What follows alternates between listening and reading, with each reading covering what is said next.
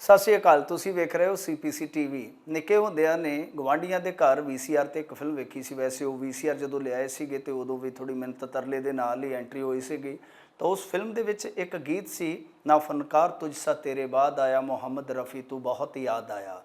ਤਾਂ ਅੱਜ ਜਦੋਂ ਇਹ ਗੱਲਬਾਤ ਅਸੀਂ ਰਿਕਾਰਡ ਕਰ ਰਹੇ ਸੀਗੇ ਤਾਂ ਠੀਕ ਉਸ ਵੇਲੇ ਖਬਰਾਂ ਤੇ ਝਾਤ ਪਈ ਤਾਂ ਪ੍ਰਧਾਨ ਜੀ ਦੀਆਂ ਖਬਰਾਂ ਜਿਹੜੀਆਂ ਉਹ ਪ੍ਰਧਾਨ ਬਣ ਕੇ ਛਾਈਆਂ ਪਈਆਂ ਸਨ ਸਭੇ ਅਖਬਾਰਾਂ ਦੇ ਵਿੱਚ, ਕਿਉਂਕਿ ਅਕਾਲੀ ਦਲ ਨੇ ਅਖੀਰ ਦੇ ਵਿੱਚ ਰਿਫਾਰਮਸ ਪ੍ਰਕਿਰਿਆ ਜਿਹੜੀ ਹੈ ਉਹ ਅਮਲ 'ਚ ਲੈ ਆਂਦੀ ਹੈ।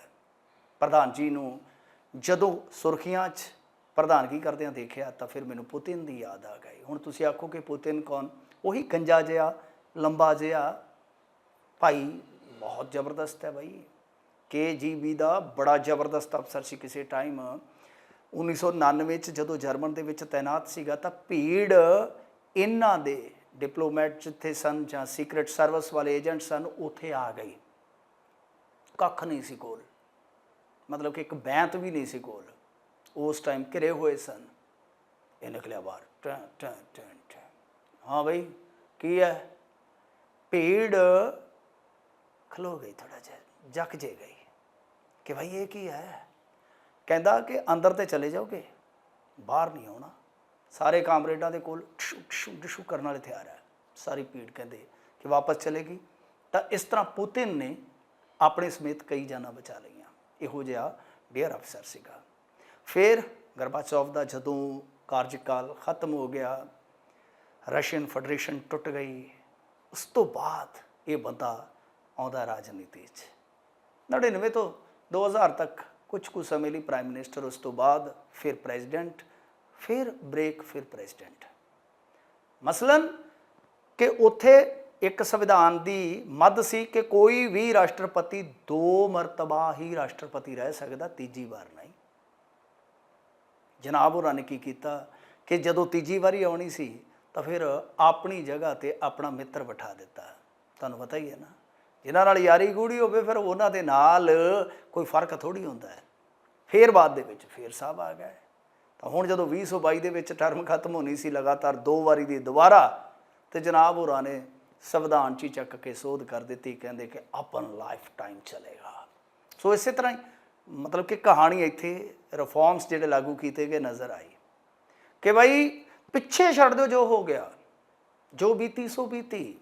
ਹੁਣ ਤੋਂ ਅੱਗੇ 2 ਟਰਮਾਂ ਵਾਸਤੇ ਪ੍ਰਧਾਨ ਸੁਖਬੀਰ ਸਿੰਘ ਜੀ ਬਾਦਲ ਪੱਕੇ ਆ। ਮਤਲਬ ਕਿ ਕੋਈ ਵੀ ਪ੍ਰਧਾਨ 2 ਟਰਮਾਂ ਜਿਹੜੀਆਂ ਨੇ ਉਹ ਮੰਨ ਸਕੇਗਾ, ਮਤਲਬ 22 ਤੋਂ 10-32। ਅਤੇ ਉਸ ਤੋਂ ਬਾਅਦ ਇੱਕ ਬ੍ਰੇਕ ਹੋਏਗਾ। ਬ੍ਰੇਕ ਦਾ ਮਤਲਬ ਹੋ ਸਕਦਾ ਪੁਤਿਨ ਵਾਲਾ ਇਤਿਹਾਸ ਕਿ ਫਿਰ ਕੋਈ ਆ ਕੇ ਆਪਣਾ ਹੀ ਸੀਟ 'ਤੇ ਬੈਠੇ, ਕੁਛ ਕੁ ਬ੍ਰੇਕ, ਅਤੇ ਫਿਰ ਉਸ ਤੋਂ ਬਾਅਦ ਫਿਰ ਪ੍ਰਧਾਨ ਜੀ ਹੀ ਤੁਹਾਨੂੰ ਦਿਖਾਈ ਦੇਣ। ਰਿਫਾਰਮਸ ਦੇ ਵਿੱਚ ਇੱਕ ਚੀਜ਼ ਹੋਰ ਬੜੀ ਇੰਟਰਸਟਿੰਗ ਹੈ, ਬਹੁਤ ਇੰਟਰਸਟਿੰਗ ਹੈ ਚੀਜ਼, ਕਿ ਦੇਖੋ ਜੀ ਸਰਕਲ ਜਥੇਦਾਰ ਜਿਹੜੇ ਨੇ ਜਾਂ ਜ਼ਿਲ੍ਹਾ ਪ੍ਰਧਾਨ ਨੇ ਉਹ ਇਲੈਕਸ਼ਨ ਨਹੀਂ ਲੜ ਸਕਦੇ। ਜੇ ਇਲੈਕਸ਼ਨ ਲੜਨਗੇ ਤਾਂ ਅਹੁਦਾ ਛੱਡਣਗੇ, ਪਰ ਪ੍ਰਧਾਨ ਜੀ 'ਤੇ ਫਾਰਮੂਲਾ ਸ਼ਾਇਦ ਲਾਗੂ ਨਹੀਂ ਹੋਏਗਾ। ਘਰ ਦੀ ਗੱਡੀ ਗੰਢਾ ਸਿੰਘ ਡਰਾਈਵਰ। ਪਰ ਜੋ ਵੀ ਹੁੰਦਾ ਕਹਿੰਦੇ ਕਿ ਅੱਛਾ ਹੀ ਅੱਛਾ ਹੈ। ਵੈਸੇ ਵੀ ਜੇ ਤੁਸੀਂ ਦੇਖੋਗੇ ਨਾ, ਪਾਰਟੀਆਂ ਦੇ ਜਿਹੜੇ ਸਮਰਥਕ ਹੁੰਦੇ ਆ ਨਾ, ਇਹ ਬਹੁਤ ਹੀ ਅੱਛੇ ਲੋਕ ਹੁੰਦੇ ਆ। ਇਹਨਾਂ ਨੂੰ ਪੁੱਛ ਲਓ, ਇਹ ਕਹਿਣਗੇ ਅੱਛਾ ਹੋਇਆ, ਬਹੁਤ ਅੱਛਾ ਹੁਆ, ਬਹੁਤ ਅੱਛਾ ਹੁਆ। ਕੁਛ ਵੀ ਹੋ ਜਾਵੇ ਇਹਨਾਂ ਨੇ ਇਹੀ ਕਹੀ ਜਾਣਾ, ਇਹੀ ਰਟਣ ਹੁੰਦੀ ਹੈ, ਤੋਤਾ ਰਟਣ ਹੁੰਦੀ ਹੈ, ਬਹੁਤ ਅੱਛਾ ਹੁਆ, ਬਹੁਤ ਅੱਛਾ ਹੁਆ। ਮਤਲਬ ਇਹ ਕਹਿਣਗੇ, ਕਾਤੋਂ ਕਹਿਣਗੇ ਅਤੇ ਕਿਸ ਵਾਸਤੇ ਕਹਿਣਗੇ। ਉਹ ਤੋਂ ਪਹਿਲਾਂ ਇੱਕ ਕਹਾਣੀ ਥੋੜ੍ਹੀ ਜਿਹੀ ਆਪਾਂ ਤੁਹਾਡੇ ਨਾਲ ਸਾਂਝੀ ਕਰਦੇ ਹਾਂ। ਕਿਸੇ ਬਾਦਸ਼ਾਹ ਦਾ ਨਾ ਇੱਕ ਮਿੱਤਰ ਵਜ਼ੀਰ ਸੀਗਾ, ਬੜਾ ਪਿਆਰਾ ਮਿੱਤਰ ਸੀ, ਪਰਮ ਮਿੱਤਰ ਸੀ। ਇੱਕ ਦਿਨ ਬਾਦਸ਼ਾਹ ਦੇ ਪੈਰ 'ਤੇ ਕਿਰਪਾਨ ਵੱਜ ਗਈ, ਰਗੜ ਰਿਹਾ ਹੋਣਾ, ਤਿੱਖਾ ਕਰ ਰਿਹਾ ਹੋਣਾ ਉਹਨੂੰ। ਜਦੋਂ ਉਹ ਕਿਰਪਾਨ ਵੱਜੀ, ਉਹਦਾ ਅੰਗੂਠਾ ਵੱਢਿਆ ਗਿਆ। ਅਤੇ ਉਹ ਜਿਹੜਾ ਮੰਤਰੀ ਜੀ ਦੀ ਆਦਤ ਸੀ, ਸਾਰੀਆਂ ਗੱਲਾਂ 'ਤੇ ਕਹਿ ਦਿੰਦਾ ਸੀ ਬਹੁਤ ਅੱਛਾ ਹੁਆ, ਬਹੁਤ ਅੱਛਾ ਹੁਆ। ਤਾਂ ਅੰਗੂਠਾ ਵੱਢੇ ਜਾਣ 'ਤੇ ਵੀ ਉਹ ਕੰਬਖਤ ਕਹਿ ਬੈਠਾ ਬਹੁਤ ਅੱਛਾ ਹੁਆ। ਉਹਨੇ ਆਖਿਆ ਕਮਾਲ ਦੀ ਗੱਲ ਆ। ਉਹਨੇ 2-3 ਉਹਦੇ ਲਿਪੀਆਂ ਅਤੇ ਆਖਿਆ ਕਿ ਧੂਕੇ ਨੂੰ ਸੁੱਟ ਕੇ ਆਓ ਹਵਾਲਾਤ ਦੇ ਵਿੱਚ, ਬੰਦ ਕਰਦੇ ਉਹਨੂੰ ਬੰਦੀਖਾਨੇ ਦੇ ਵਿੱਚ। ਬੇਵਕੂਫ ਆਦਮੀ, ਮੇਰਾ ਅੰਗੂਠਾ ਵੱਢਿਆ ਗਿਆ, ਇਹ ਕਹਿੰਦਾ ਕਿ ਬਹੁਤ ਅੱਛਾ ਹੁਆ। ਚਲੋ ਉਹਨੂੰ ਸੁੱਟ ਕੇ ਕਾਰਾਗਾਰ ਦੇ ਵਿੱਚ, ਬਾਦਸ਼ਾਹ ਆਪਣੇ ਕੰਮਾਂ ਕਾਰਾਂ ਦੇ ਵਿੱਚ ਬਿਜ਼ੀ ਹੋ ਗਿਆ, ਬਿਜ਼ੀ। ਇੱਕ ਦਿਨ ਸ਼ਿਕਾਰ ਨੂੰ ਨਿਕਲਿਆ ਬਾਦਸ਼ਾਹ, ਦਗੜਦੁਮ ਦਗੜਦੁਮ ਦਗੜਦੁਮ, ਜਾਈ ਜਾਵੇ ਜਾਈ ਜਾਵੇ ਜਾਈ ਜਾਵੇ ਜਾਈ ਜਾਵੇ। ਤੇ ਪਿਛਲੇ ਜਿਹੜੇ ਪਿੱਛੇ ਰਹਿ ਕੇ ਜਿਹੜੇ ਉਹਦੇ ਨਾਲ ਸੀ ਹੈਲਪਰ, ਤੁਹਾਨੂੰ ਪਤਾ ਹੀ ਅੱਜ ਕੱਲ੍ਹ OSD, ਸਲਾਹਕਾਰ, PA, ਸੈਕਟਰੀ, ਦਫ਼ਤਰ ਇੰਚਾਰਜ, ਹਲਕਾ ਇੰਚਾਰਜ, ਉਹ ਸਾਰੇ ਪਿੱਛੇ ਹੀ ਰਹਿ ਗਏ। ਉਹ ਘੋੜਾ ਦੱਬੀ ਗਿਆ ਦੱਬੀ ਗਿਆ ਦੱਬੀ ਗਿਆ। ਤੇ ਗਾਂਹ ਫਿਰ ਉਹ ਬੈਠੇ ਸਨ ਕਬੀਲੇ ਵਾਲੇ ਲੋਕ, ਆਦਿਵਾਸੀ, ਜੰਗਲੀ, ਉਹਨਾਂ ਨੇ ਘੇਰ ਲਿਆ। ਬਲੀ ਦਿਓ ਬਈ ਇਹਦੀ, ਬਲੀ ਦਿਓ ਬਲੀ ਦਿਓ, ਜਿਵੇਂ ਕਰਦੇ ਹੁੰਦੇ ਹੰਬਾ ਹੰਬਾ ਹੰਬਾ ਬਲੀ ਆ, ਉਹ ਫਿਲਮਾਂ 'ਚ ਆਪਾਂ ਜਿੱਦਾਂ ਦੇਖਦੇ ਹਾਂ। ਜਦੋਂ ਉਹਨਾਂ ਨੇ ਘੇਰ ਲਿਆ, ਬਾਦਸ਼ਾਹ ਨੇ ਆਖਿਆ ਗਏ ਕੰਮ, ਉਹਨੂੰ ਬੰਨ੍ਹ ਲਿਆ। ਪਰ ਜਦੋਂ ਉਹਨੂੰ ਨਵਾ ਧੁਲਾ ਕੇ ਦੁੱਧ ਦੇ ਨਾਲ ਤਿਆਰ ਕੀਤਾ ਜਾ ਰਿਹਾ ਸੀ, ਜਿਹੜਾ ਸਰਦਾਰ ਸੀਗਾ ਕਬੀਲੇ ਦਾ ਆਇਆ, ਉਹਨੇ ਆਖਿਆ ਨਹੀਂ ਨਹੀਂ ਨਹੀਂ ਨਹੀਂ ਨਹੀਂ, ਇਹ ਬਲੀ ਪੂਰਨ ਨਹੀਂ ਹੋਏਗੀ। ਕਿਉਂ? ਕਿਉਂਕਿ ਇਹਦਾ ਗੂਠਾ ਕੱਟਿਆ ਹੋਇਆ ਹੈ, ਇਹ ਅਪੂਰਨ ਬਲੀ ਹੈ, ਇਸ ਕਰਕੇ ਇਹਨੂੰ ਛੱਡੋ, ਕੋਈ ਹੋਰ ਲੱਭੋ। ਉਹਨੇ ਘੋੜੇ ਨੂੰ ਦਿੱਤੇ ਅੱਡੀ, ਦਗੜਦੁਮ ਦਗੜਦੁਮ ਦਗੜਦੁਮ।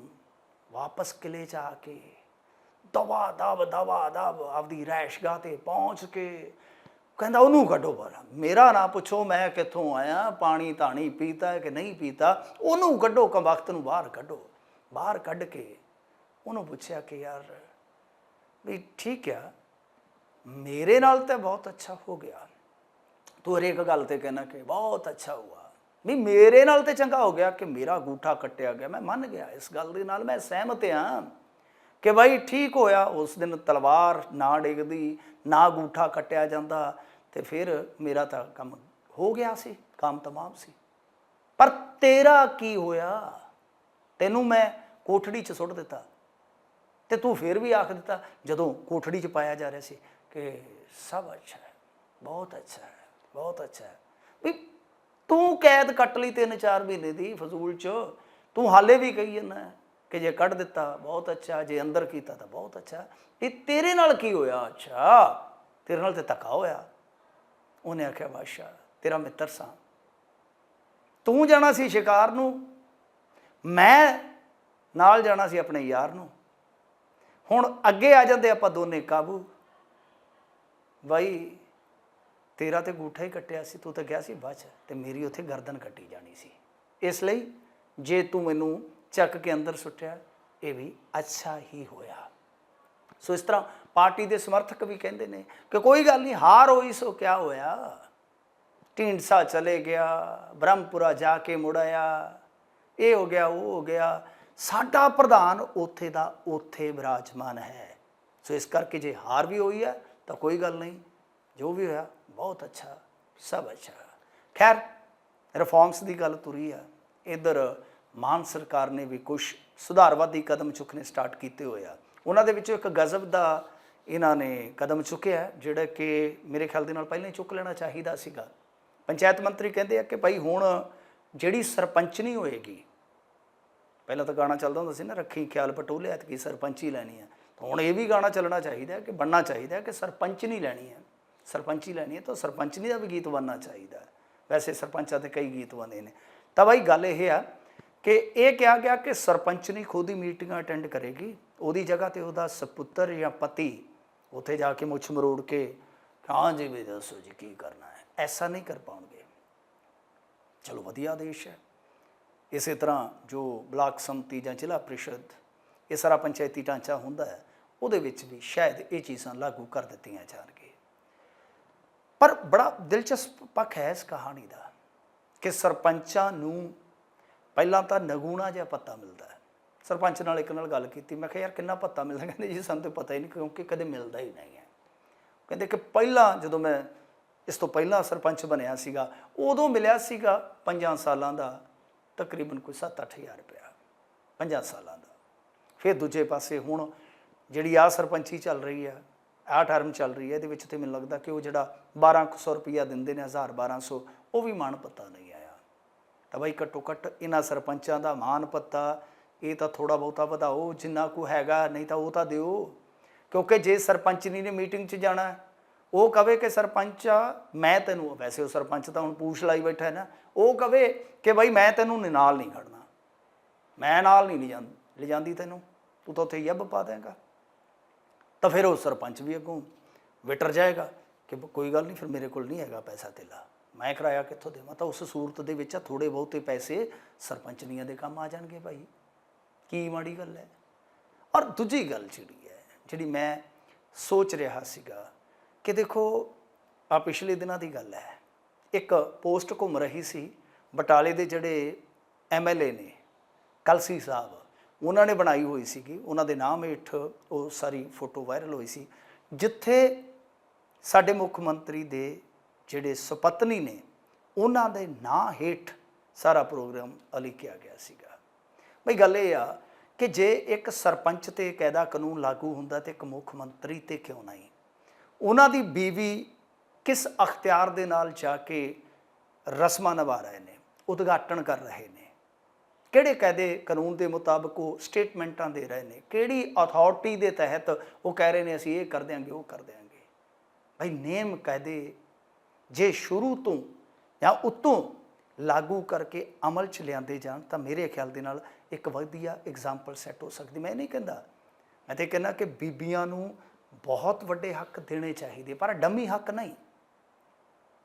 ਆ ਰਿਜ਼ਰਵੇਸ਼ਨ ਹੈ ਤੇ ਰਿਜ਼ਰਵੇਸ਼ਨ ਦੇ ਵਿੱਚ ਆਪਾਂ ਦੇਖਦੇ ਹੀ ਹਾਂ ਨਾ ਕਿ ਕਿਸ ਤਰੀਕੇ ਦੇ ਨਾਲ, ਜਿਵੇਂ ਹੁਣ ਪਛੜੇ ਵਰਗਾਂ ਦਾ ਰਿਜ਼ਰਵੇਸ਼ਨ ਹੈ, ਉਹ ਕੁਛ ਨੇਤਾ ਚੁੱਕ ਲੈ ਜਾਂਦੇ ਆ, ਪਰ ਉਹ ਨੇਤਾ ਉਹ ਚਾਪਲੂਸ ਟਾਈਪ ਹੁੰਦੇ ਆ, ਪਾਰਟੀ ਦੇ ਵਫਾਦਾਰ ਹੁੰਦੇ ਆ, ਕਦੇ ਵੀ ਉਹ ਆਪਣੇ ਵਰਗ ਦੀ ਗੱਲ ਹੀ ਨਹੀਂ ਕਰਦੇ, ਕਦੇ ਵੀ ਆਪਣੇ ਪਛੜੇ ਭਰਾਵਾਂ ਦੀ ਉਹ ਸਾਰ ਹੀ ਨਹੀਂ ਲੈਂਦੇ, ਕਿਉਂਕਿ ਉਹਨਾਂ ਨੂੰ ਰਾਜਨੀਤੀ ਤੋਂ ਜਾਂ ਕਹਿ ਲਓ ਕਿ ਜੋ ਵਫਾਦਾਰੀ ਹੁੰਦੀ ਆ ਉਹਨੂੰ ਨਿਭਾਉਣ ਤੋਂ ਵੇਲ ਹੀ ਨਹੀਂ ਮਿਲਦੀ। ਬਹੁਤ ਘੱਟ ਲੀਡਰ ਆ, ਬਹੁਤ ਵਿਰਲੇ ਲੀਡਰ ਆ ਜਿਹੜੇ ਆਪਣੇ ਸਮਾਜ ਨੂੰ, ਆਪਣੇ ਭਾਈਚਾਰੇ ਨੂੰ ਕਿਸੇ ਮੁਕਾਮ 'ਤੇ ਪਹੁੰਚ ਕੇ ਵੀ ਯਾਦ ਰੱਖਦੇ ਆ।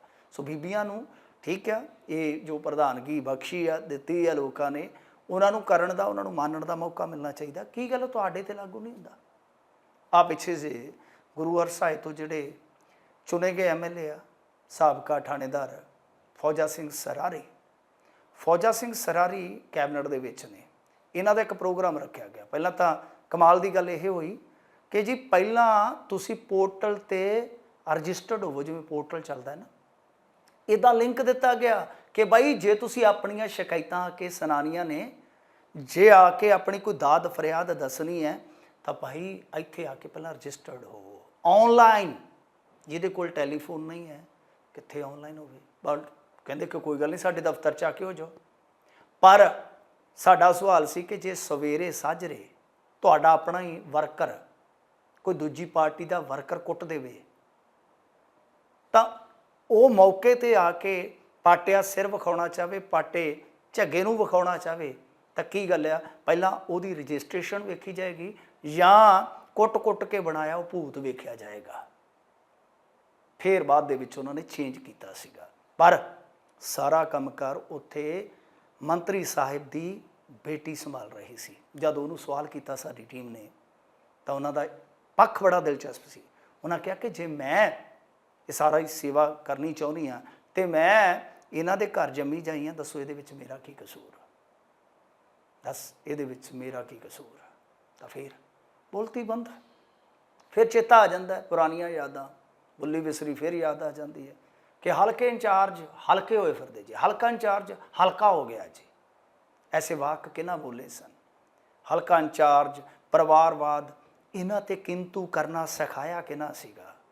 ਕੀਤੇ ਕਿਹਨਾਂ ਸਨ ਇਹ ਕਿੰਤੂ?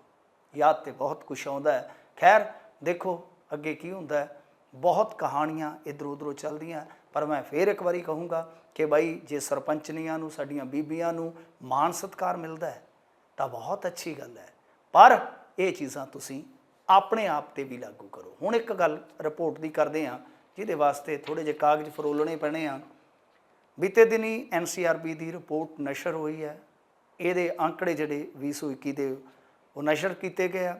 ਖਾਸ ਤੌਰ 'ਤੇ ਦੱਸਿਆ ਗਿਆ ਕਿ 1,64,033 ਖੁਦਕੁਸ਼ੀਆਂ ਹੋਈਆਂ, ਜਿਹਦੇ ਵਿੱਚ ਲਾ ਲਓ ਕਿ 1,18,979 ਬੰਦੇ ਸਨ ਅਤੇ 28 ਟਰਾਂਸਜੈਂਡਰ, ਇਸ ਤੋਂ ਇਲਾਵਾ 45,000 ਦੇ ਕਰੀਬ ਔਰਤਾਂ, ਬੀਬੀਆਂ। ਸਭ ਤੋਂ ਜ਼ਿਆਦਾ ਦਿਹਾੜੀਦਾਰ ਮਜ਼ਦੂਰਾਂ ਦੀ ਮੌਤ ਹੋਈ। ਇਹਨਾਂ ਦੀ ਕਹਾਣੀ ਬਹੁਤ ਦੁਖਾਂਤਕ ਹੁੰਦੀ ਹੈ। ਸਮਾਜ ਵਿੱਚ ਵੀ ਹਾਸ਼ੀਏ 'ਤੇ, ਸਰਕਾਰ ਵਿੱਚ ਵੀ ਹਾਸ਼ੀਏ 'ਤੇ, ਏਜੰਡਿਆਂ ਵਿੱਚ ਵੀ ਹਾਸ਼ੀਏ 'ਤੇ, ਕਹਾਣੀਆਂ ਵਿੱਚ ਵੀ ਹਾਸ਼ੀਏ 'ਤੇ। ਖੈਰ ਇਹ ਐਸਾ ਇੱਕ ਗਰੁੱਪ ਸੀ, ਕਿਉਂਕਿ ਗਰੁੱਪ ਬਣਾ ਕੇ ਨਾ, ਗਰੁੱਪਾਂ ਨੂੰ ਵੰਡ ਕੇ ਖੁਦਕੁਸ਼ੀਆਂ ਦੇ ਅੰਕੜੇ ਕੱਢੇ ਜਾਂਦੇ ਆ। ਜਿਵੇਂ ਇਹਦੇ ਵਿੱਚ ਆ ਜਾਏਗਾ ਡੇਲੀ ਵੇਜ ਵਾਲੇ, ਦਿਹਾੜੀ ਮਜ਼ਦੂਰ, ਰਿਟਾਇਰ ਲੋਕ, ਬੇਰੁਜ਼ਗਾਰ, ਖੁਦ ਦਾ ਰੁਜ਼ਗਾਰ ਕਰਨ ਵਾਲੇ, ਹਾਊਸ ਵਾਈਫ, ਖੇਤੀ ਸੈਕਟਰ ਤੇ ਹੋਰ ਵਿਅਕਤੀ। ਇਹ ਇਹਨਾਂ ਦਾ ਕਹਿ ਲਓ ਕਿ ਕੈਟਾਗਰਾਈਜ਼ ਕਰਨ ਦਾ ਢੰਗ ਹੁੰਦਾ ਖੁਦਕੁਸ਼ੀਆਂ ਨੂੰ। ਖੈਰ, ਜਿਹੜਾ ਇਹ ਖੁਦਕੁਸ਼ੀਆਂ ਦਾ ਅੰਕੜਾ ਹੈ ਉਹ 42,004 ਤੇ ਇਹਦੇ ਵਿੱਚ ਤੁਸੀਂ ਕਹਿ ਲਓ ਕਿ ਕੁੱਲ ਖੁਦਕੁਸ਼ੀਆਂ ਦਾ ਹਿੱਸਾ ਜਿਹੜਾ 25.6 ਆ, ਇਹ ਜਿਹੜੇ ਵਿਚਾਰੇ ਮਜ਼ਦੂਰ ਆ ਜਿਨ੍ਹਾਂ ਦੀ ਕਦੇ ਗੱਲ ਹੁੰਦੀ ਹੀ ਨਹੀਂ ਹੈ। ਫਿਰ ਇਸ ਤੋਂ ਇਲਾਵਾ ਖੁਦ ਦਾ ਰੁਜ਼ਗਾਰ ਕਰਨ ਵਾਲਿਆਂ ਨੇ ਵੀ ਆਤਮ ਹੱਤਿਆ ਜਿਹੜੀ ਕੀਤੀ ਹੈ ਉਹ ਤੁਸੀਂ ਦੇਖੋਗੇ ਤਾਂ 16.73, ਮਤਲਬ ਕਿ 20 ਦੇ ਮੁਕਾਬਲੇ, ਜਦੋਂ ਲੋਕਡਾਊਨ ਵਗੈਰਾ ਲੱਗੇ ਸੀ ਉਹਦੇ ਮੁਕਾਬਲੇ, ਕਿਉਂਕਿ ਉਹਦਾ ਅਸਰ ਅਗਲੇ ਸਾਲ ਪੈਣਾ ਸੀ ਜਾਂ ਅਗਲੇ ਸੈਸ਼ਨ 'ਚ ਪੈਣਾ ਸੀਗਾ, ਤਾਂ ਉਹ ਤਕਰੀਬਨ 17% ਵੱਧ ਜਾਂਦੀ ਹੈ। ਇਹ ਜੇ ਆਪਾਂ ਦੇਖੀਏ ਤਾਂ ਬਹੁਤ ਵੱਡਾ ਅੰਕੜਾ ਹੈ, 20,231 ਦਾ ਅੰਕੜਾ ਹੈ। ਹਾਊਸ ਵਾਈਫ ਤੇ ਸਟੂਡੈਂਟ ਗਰੁੱਪ ਦੇ ਵਿੱਚ ਵੀ ਵਧਾਵਾ ਹੋਇਆ ਖੁਦਕੁਸ਼ੀਆਂ ਦੇ ਵਿੱਚ। ਜੇ ਆਪਾਂ ਦੇਖੀਏ ਤਾਂ 2020 ਦੇ ਵਿੱਚ ਜਿਹੜੀਆਂ ਇਹ ਖੁਦਕੁਸ਼ੀਆਂ ਸੀਗੀਆਂ ਉਹ 22,374 ਸੀ ਤੇ ਇਹ 3.6% ਵੱਧ ਕੇ 21 'ਚ 23,179 ਹੋ ਗਈਆਂ। ਤਾਂ ਯਾਨੀ ਜੇ ਸਟੂਡੈਂਟਾਂ ਦੀ ਗੱਲ ਕਰੋਗੇ ਤਾਂ ਇੱਥੇ ਵੀ ਹਾਊਸ ਵਾਈਫ ਕੈਟਾਗਰੀ ਦਾ ਆਪਾਂ ਅੰਕੜਾ ਦੇਖਿਆ ਕਿ ਇੱਥੇ 22,374 ਤੋਂ ਵੱਧ ਕੇ 23,179 ਹੋ ਗਈਆਂ 21 'ਚ। ਤੇ ਜੇ ਸਟੂਡੈਂਟਾਂ ਦੀ ਖੁਦਕੁਸ਼ੀ ਦੀ ਗੱਲ ਕਰੋਗੇ ਇਹ 13,099 ਦਰਜ ਕੀਤੀਆਂ ਗਈਆਂ, ਜੋ 2020 ਦੇ ਵਿੱਚ 12,526 ਸੀਗੀਆਂ। ਤਾਂ ਇਹਦੀ ਵੀ ਖੁਦਕੁਸ਼ੀਆਂ ਦਾ ਅੰਕੜਾ ਚਿੰਤਾਜਨਕ ਹੈ ਕਿ ਸਾਡੇ ਸਟੂਡੈਂਟ ਵੀ ਮਰ ਰਹੇ ਆ। ਐਗਰੀਕਲਚਰ ਸੈਕਟਰ, ਹਾਲਾਂਕਿ ਮੋਦੀ ਸਰਕਾਰ ਨੇ ਟੈਂਟਾ ਹੀ ਨਿਬੇੜ ਦਿੱਤਾ ਹੈ, ਆਫੀਸ਼ੀਅਲੀ ਤਾਂ ਕੋਈ ਸਟੇਟਮੈਂਟ ਜਾਂ ਕੋਈ ਅੰਕੜਾ ਦਿੰਦੇ ਨਹੀਂ ਹੈ ਕਿਸਾਨ ਖੁਦਕੁਸ਼ੀਆਂ 'ਤੇ, ਪਰ ਇਹਨਾਂ ਦੇ ਅਨੁਸਾਰ ਟੋਟਲ 10,881 ਸੁਸਾਈਡ ਜਿਹੜੇ ਆ ਉਹ ਖੇਤੀ ਸੈਕਟਰ 'ਚ ਹੋਏ ਆ। ਇਹਦੇ ਵਿੱਚ 5563 ਫਿਰ ਖੇਤੀਹਰ ਮਜ਼ਦੂਰ ਨੇ। ਮਜ਼ਦੂਰ ਦੀ ਲਾਈਫ ਬਹੁਤ ਹੀ ਇਸ ਦੇਸ਼ ਦੇ ਵਿੱਚ ਦੁਖਾਂਤਕ ਬਣਦੀ ਜਾ ਰਹੀ ਹੈ। ਵੈਸੇ ਜੇ ਤੁਸੀਂ ਦੇਖੋਗੇ ਇੱਕ ਚੀਜ਼ ਹੋਰ ਮੈਂ ਇੱਥੇ ਕੋਟ ਕਰਨੀ ਚਾਹਾਂਗਾ ਕਿ ਜਿਹੜੀਆਂ 10,000 ਖੁਦਕੁਸ਼ੀਆਂ ਹੋਈਆਂ ਖੇਤੀ ਸੈਕਟਰ ਦੀਆਂ, ਜੇ ਇਹਦੇ ਮੁਕਾਬਲਤਨ ਤੁਸੀਂ ਬਿਜ਼ਨਸਮੈਨਾਂ ਦੀਆਂ ਖੁਦਕੁਸ਼ੀਆਂ ਦੇਖੋਗੇ, ਇੰਟਰਸਟਿੰਗ ਗੱਲ ਹੈ, ਉਹ 12,000 ਹੈ। ਮਤਲਬ ਕਿ ਖੇਤੀ ਸੈਕਟਰ ਦੇ ਵਿੱਚ ਮਜ਼ਦੂਰ ਤੇ ਕਿਸਾਨ ਉਹ ਤੇ ਲਾਚਾਰ ਹੋ ਕੇ, ਬੇਵੱਸ ਹੋ ਕੇ ਖੁਦਕੁਸ਼ੀ ਕਰ ਹੀ ਰਹੇ ਸਨ। ਬਿਜ਼ਨਸਮੈਨ ਵੀ ਇਸ ਮੋਦੀ ਰਾਜ ਦੇ ਵਿੱਚ ਬਹੁਤ ਜ਼ਿਆਦਾ ਖੁਦਕੁਸ਼ੀਆਂ ਕਰ ਰਹੇ ਆ। ਵੈਸੇ ਜੇ ਤੁਸੀਂ ਸਟੇਟ ਵਾਈਜ਼ ਅੰਕੜਾ ਦੇਖਣਾ ਹੋਵੇ ਤਾਂ ਇਹਦੇ ਵਿੱਚ ਮਹਾਰਾਸ਼ਟਰ, ਤਮਿਲਨਾਡੂ, ਮੱਧ ਪ੍ਰਦੇਸ਼, ਵੈਸਟ ਬੰਗਾਲ, ਕਰਨਾਟਕ ਇਹ ਸਟੇਟ ਅੱਗੇ ਰਹੇ। ਕੁਛ ਪੰਜਾਬ ਦੇ ਲਿਹਾਜ਼ ਨਾਲ ਆਪਾਂ ਅੰਕੜੇ ਦੇਖਾਂਗੇ। ਪੰਜਾਬ ਦੇ ਵਿੱਚ 2021 ਦੌਰਾਨ 2600 ਖੁਦਕੁਸ਼ੀਆਂ ਹੋਈਆਂ, ਜਿਨ੍ਹਾਂ 'ਚੋਂ 1164 ਖੁਦਕੁਸ਼ੀਆਂ ਕਿਸੇ ਨਾ ਕਿਸੇ ਬਿਮਾਰੀ ਕਰਕੇ ਹੋਈਆਂ। ਇਹ ਅੰਕੜਾ ਸਾਨੂੰ ਥੋੜ੍ਹਾ ਜਿਹਾ ਚਿੰਤਾਜਨਕ ਕਰਦਾ ਹੈ ਕਿ ਬਾਈ ਇੱਕ ਤਾਂ ਖੁਦਕੁਸ਼ੀਆਂ ਜਿਹੜੀਆਂ ਉਹ ਠੀਕ ਹੈ, ਥੋੜ੍ਹਾ ਜਿਹਾ ਉਹਨਾਂ ਦਾ ਗ੍ਰਾਫ ਡਿੱਗਿਆ, ਥੋੜ੍ਹੇ ਜਿਹੇ ਅੰਕੜੇ ਘਟੇ ਨੇ, 0.06 ਉਹ ਗਿਰਾਵਟ ਆਈ ਹੈ ਜੇ 5-6 ਸਾਲ ਪਹਿਲਾਂ ਦੇ ਅੰਕੜੇ ਨੂੰ ਦੇਖੋਗੇ। ਪਰ ਬਿਮਾਰੀ ਕਰਕੇ ਮਰਨ ਵਾਲੇ ਆਲਮੋਸਟ ਤੁਸੀਂ ਜੇ ਦੇਖੋਗੇ ਤਾਂ 45% ਨੇ। ਇਹਦਾ ਮਤਲਬ ਇਹ ਆ ਕਿ ਇਲਾਜ ਸਹੀ ਨਾ ਮਿਲਣ ਕਰਕੇ, ਮਾਹੌਲ ਸਹੀ ਨਾ ਮਿਲਣ ਕਰਕੇ ਬਹੁਤ ਜਲਦੀ ਸਾਡੇ ਰੋਗੀ ਭੈਣ ਭਰਾ ਜਿਹੜੇ ਉਹ ਹਾਰ ਰਹੇ ਆ। ਫਿਰ ਜੇ ਤੁਸੀਂ ਦੇਖੋਗੇ ਤਾਂ ਨਸ਼ੇ ਨਾਲ ਖੁਦਕੁਸ਼ੀਆਂ, ਇਹਦੇ ਵਿੱਚ ਹਰਿਆਣਾ ਹੀ ਸਾਡੇ ਤੋਂ ਅੱਗੇ ਲੰਘ ਗਿਆ। ਇਹ ਵੀ ਦੁਖਾਂਤਕ ਗੱਲ ਹੈ ਕਿ ਹੁਣ ਹਰਿਆਣਾ ਵੀ ਚਪੇਟ ਦੇ ਵਿੱਚ, ਵਲੇਟ ਦੇ ਵਿੱਚ ਆ ਰਿਹਾ। ਉੱਥੇ ਹੋਈਆਂ 99, ਸਾਡੇ ਹੋਈਆਂ 78, ਦਿੱਲੀ ਦੇ ਵਿੱਚ, ਦਿੱਲੀ ਮਾਡਲ 'ਚ 114, ਰਾਜਸਥਾਨ 'ਚ 186।